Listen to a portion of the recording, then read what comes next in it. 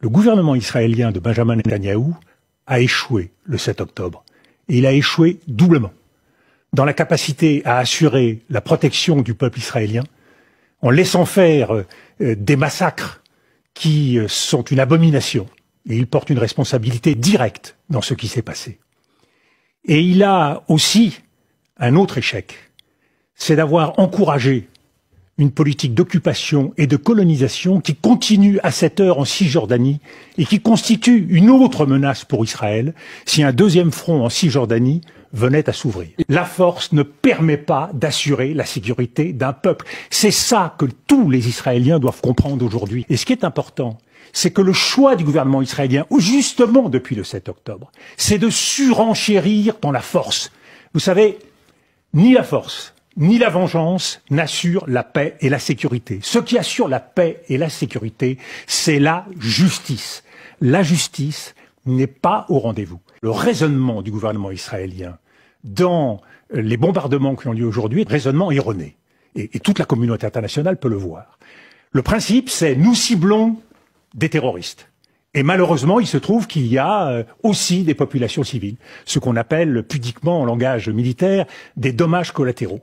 Il faut bien voir que ces dommages collatéraux ne sont pas des dommages accidentels, c'est-à-dire qu'ils sont parfaitement prévisibles et parfaitement assumés. Mais là encore, la responsabilité, elle n'est pas seulement israélienne. Mais une fois de plus, arrêtons de poser la question de la responsabilité. Voyons la réalité de ce qui se passe sur le terrain. La faute, une fois de plus, permettez-moi de vous le dire, nous la laisserons aux historiens. Ce que nous voulons, c'est arrêter ces violences, arrêter ces massacres. Israël se met en danger encore plus aujourd'hui avec ce type de guerre et ce type de frappe. Nous sommes essentiellement aujourd'hui, de la part du gouvernement Netanyahou, dans une politique de vengeance. Israël a droit à sa légitime défense. Mais une légitime défense, c'est pas un droit indiscriminé à tuer des populations civiles. Quand on cible une ambulance, on peut toujours imaginer que dans une des ambulances, il y avait un terroriste ou pas. Mais le résultat, c'est qu'il y a des enfants, des femmes qui meurent. Chaque enfant, chaque femme tuée, ce sont plus de terroristes. Donc l'objectif d'Israël, ce qu'il atteint, c'est exactement l'inverse de ce qu'il souhaite. Donc il est essentiel aujourd'hui de changer cette logique et de revenir à une stratégie qui soit fondée. Les otages, tout doit être fait pour obtenir leur libération. Mais ne l'oublions pas, le peuple palestinien est lui aussi pris en otage par le Hamas et par Israël. Et le Hamas, nous savons tous, n'a que peu à faire du peuple palestinien. Donc dire au Hamas, on ne libérera pas, on ne lèvera pas le siège, on n'aura pas de trêve humanitaire tant que les otages ne seront pas libérés, c'est un dialogue de sourds. Benjamin Netanyahou mène une guerre pour tout faire pour que la solution politique ne vienne pas sur la table. Et c'est là où la communauté internationale, l'Europe, les États-Unis doivent dire à Benjamin Netanyahou que cette guerre n'est pas acceptable. Elle n'est pas acceptable car elle nous conduit tout de suite, parce qu'on voit bien, du Hamas, on va passer à l'Iran. De l'Iran, on passera à d'autres cibles. Et nous rentrons alors dans la logique de guerre des civilisations.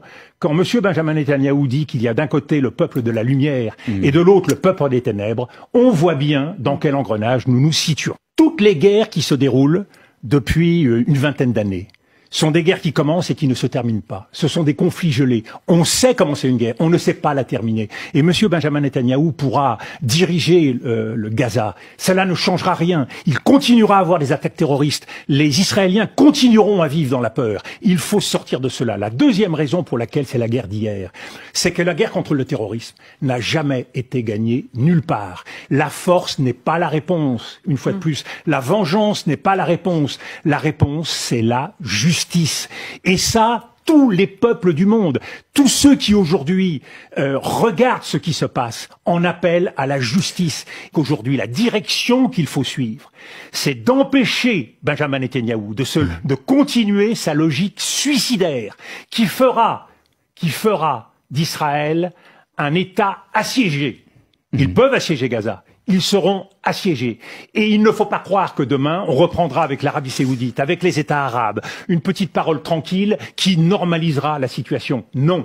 les blessures de l'histoire se réveillent. L'intérêt d'Israël, c'est d'avoir un État responsable à ses côtés. Et cet État responsable, il faut arrêter de couper les cheveux en quatre. Il doit clairement être la Cisjordanie, toute la Cisjordanie. Il doit être Gaza, avec un accès entre les deux territoires, et Jérusalem-Est. Le problème, et c'est tout le sens de la surenchère de Benjamin Netanyahou, c'est que Benjamin Netanyahou n'en veut pas. Et la politique de séparation, elle doit être digne, c'est-à-dire qu'elle doit conférer aux Palestiniens un État où ils pourront vivre, un État viable, un État véritable qui pourra se construire et qui sera d'autant plus en paix. Ça veut dire que les colonies en Cisjordanie doivent être retirées? Eh bien, quand nous avons quitté l'Algérie, il y a 1 million de Français qui sont partis d'Algérie. Aujourd'hui, il y a 500 000 Israéliens qui colonisent la Cisjordanie et il y en a 200 000 qui sont à Jérusalem. Ils doivent quitter la Cisjordanie. Eh oui. Et oui, c'est l'histoire, c'est la responsabilité, c'est le prix, je vous le dis solennellement, c'est le prix de la sécurité pour Israël. Et tous ceux qui, aujourd'hui, considèrent que ce ne sera jamais suffisant, eh bien, font la politique du pire.